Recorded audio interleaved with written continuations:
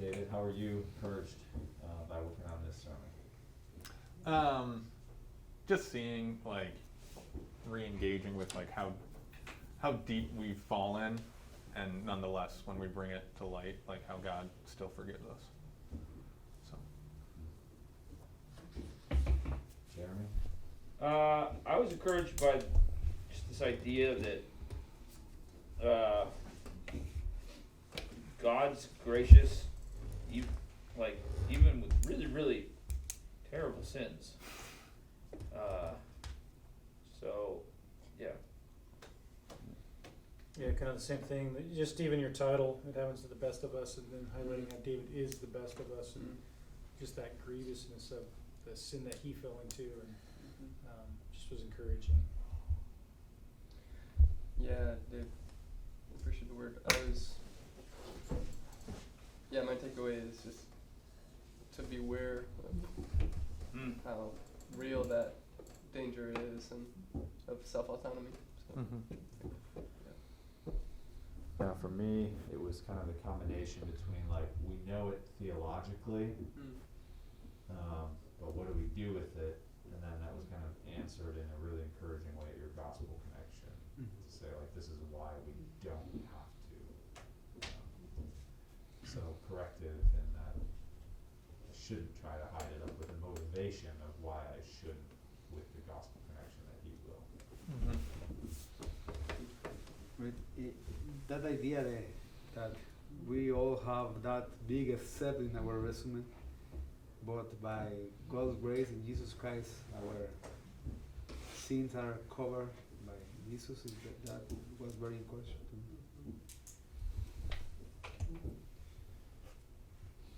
What's an opportunity for growth for you coming out of this sermon? I mean, you guys will kind of tell me more how this worked or didn't work, but I feel like doing, like, I got 3 reflections or applications at the end. Like, I felt like I was just, like, telling the story the whole time, and now it's like all of a sudden I'm just, like, giving a youth group talk or something. But, like, I didn't know how else to really, shape that, I guess. So, I don't know. I didn't, when I was doing it, I was like, am I doing this? So. Yes, you are. I'll let somebody pick that one up. So, in light of the encouraging things, my first critique is that there has got to be more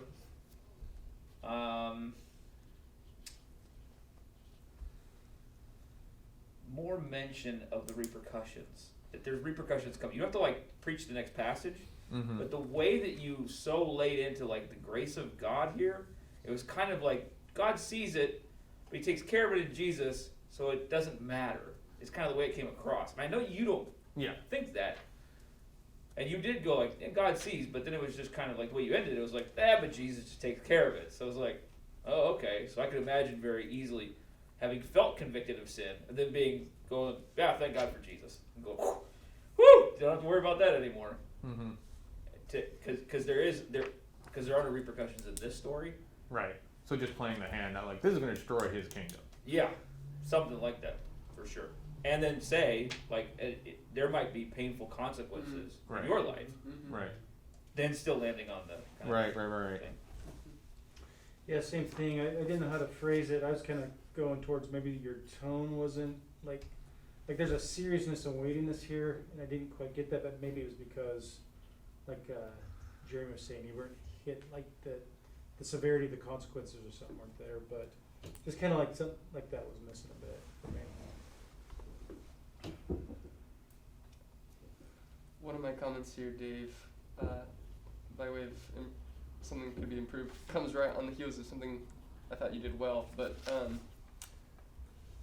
I thought at a couple different points in your message, all you had to do was turn it on us, and it would have just stuck us. So, for example, you were talking about you kind of almost using the language of David's self-deception at one point, saying, go for it, do what you want, you're king. Anyway, all you had to do at that point was just turn it on us, and that would have really hit me. Another example of that is when you were building up about David's cold-bloodedness and how he's so unconcerned about what the cost is for the Mhm. others, and when you've built that, all you have to do is like, and you know what, it's something Yeah. that you turn it to us. So yeah. Well, I think because of that, it was a lot of like telling the story. Dave, it also meant that I think at least in your third point on the kind of callous response, Mm-hmm. that it seemed to fall away from your argument a little bit. Like at that point, it wasn't as clear. Like the try to sweep it under the rug was really clear. Like no one can cover Yeah. up their sin. The aftermath was kind of there. You're like, you tried. It seems like you got it. But the Right. third one was Right. yeah, just super descriptive, and it was like compassion is gone and all this stuff, and it just wasn't as tight as the rest of it. Yeah. Continue what with that idea of the applications. I think you could, as you said, you could make more applications in each point or Yep. in specific points, because as I think that one of the most fears of preachers and pastors is losing their ministry. As David, he was anxious because he has to cover his sin Right. because he can lose the kingdom. Yeah. So that is very for your audience now is like a direct application. Mm-hmm. Yep. So you had some interesting speculation about the reason for David's downfall, and some kind of justification for it from other places, going back to Genesis, stuff like that. But the way that you presented it was as if you were 100% objectively right about that being the reason for his downfall. Mm-hmm. So when you're speculating like that, it's got to be clear that that's not like what is going on. Right. That might be what's going on. That there's evidence of something like this going on. Because otherwise it just comes across as like you're a psychoanalyst and you just nailed it. Mm-hmm. Because we're not actually told what it is. So you're just like, well, we can't be exactly sure. There are these details that would Right. point us in this. Are you talking about the autonomy thing? Yeah, like the autonomy, like the fact that like he was,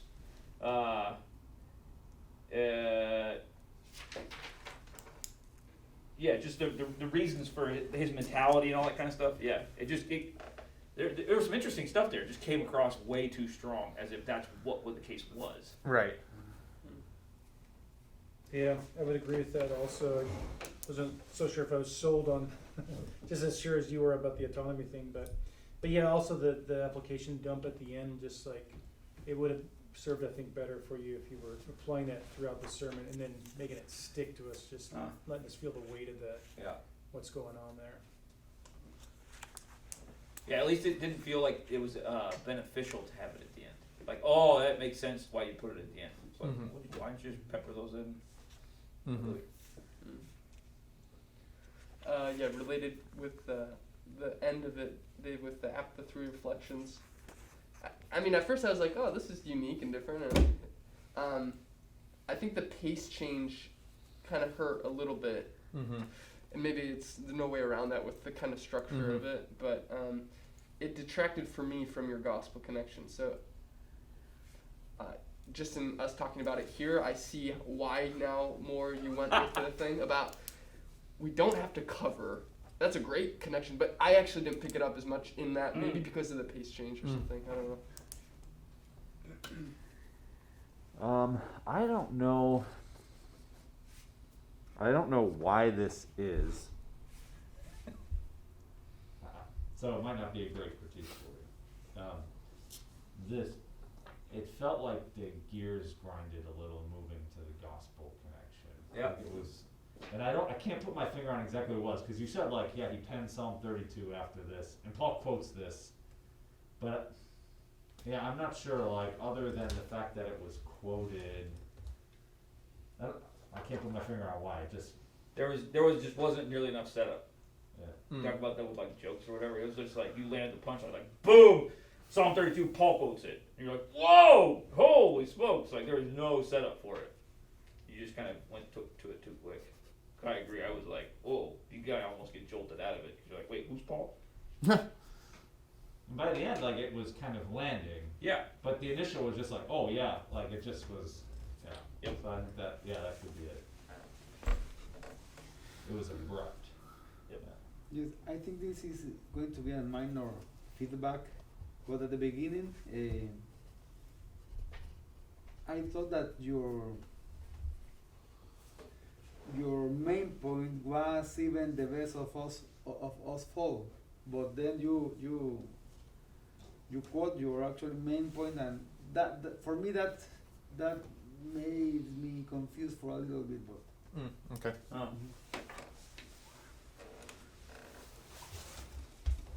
Alright, what did you try that was new? What did you like about? Maybe what worked? What was something different you did that you're happy about? Feel like my homiletical structure was probably the best and cleanest it's been, and kind of intuitive and stuff like that. Caleb's gonna tell me it wasn't. Caleb, that's surprising. I thought you did a great job, like telling the story as a story. So would have been way better if there had been applications along the way, for sure. So don't ignore that criticism. No, I but got it a lot. as far as telling the story like a story, getting us into the like interesting nuances of the story Yeah. without like totally nerding out, I thought it was engaging the whole way along. Yeah. Yeah. Same here. I think you're a really good storyteller, Dave. And I love how you started out in that concept of resume and how we hate resumes and just bringing us in that. And then the one of the reasons we hate it so bad because when we do look at our resumes, they're not very impressive. And Yep. just that was great. Mm-hmm. Yeah, Dave, I thought you did many things well. I made my comment about the homiletical structure because I didn't know what your homiletical structure was at all, but it didn't. I'm sure I know you had one, but it didn't matter. I knew you were walking, so it was such a flow through the story. I didn't need to know this point, because I knew your main point, and we were just walking, and it was great. Oh, okay, wait, that wasn't my comment though. So, I thought you made really good use of concession and refutation at different points. Just raising questions that were in my mind, like, was Bathsheba complicit, and just dealing with that quickly in a satisfactory manner. Another example, you said, now theologically, Right. no one has a problem with, no one can cover up sin, but then you said, you tell me what we believe by what we do. Yeah. That was really powerful, Dave.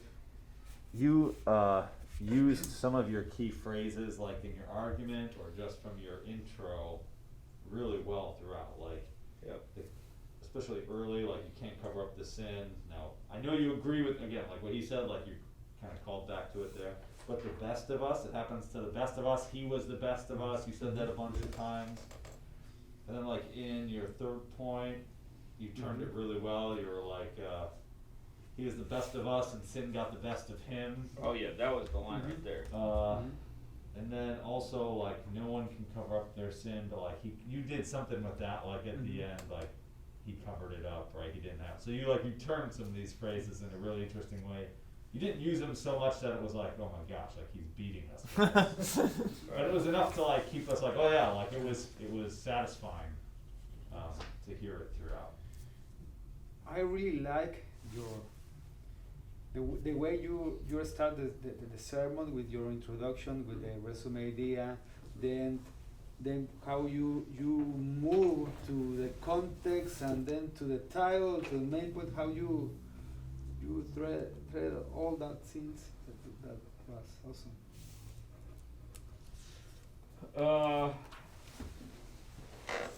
Yeah, I mean, it's just so much more pleasant to listen to you right now than it was 9 weeks ago.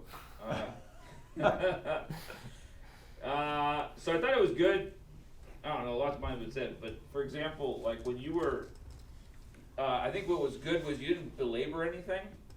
and you moved quick enough without losing us. So, for example, like the Bathsheba thing, everybody gets hung up there, and you didn't. You dealt with it, and you didn't even deal with it necessarily on like yes or no with Bathsheba.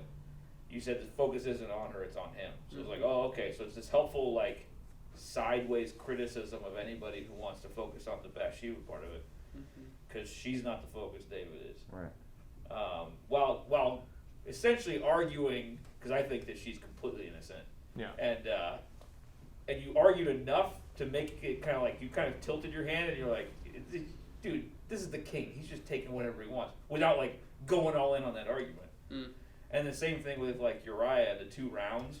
You're like round 1, and you're like, if that wasn't ridiculous enough, then he gets him drunk, right? So it's like there's a bit of humor there, but it's short enough to catch what's going on, and so the story is a really clear story, but you made it even clearer in kind of the way you were bringing up that kind of stuff out. Yeah. Yeah, I've heard guys do sermons on this and go on and on about Bathsheba, what a scandalous one she Dude, was. it's so horrible. And I like how you handled that here, but I liked how you highlighted the irony of it was more dangerous for David to be home than it was. Yeah. I thought that was great.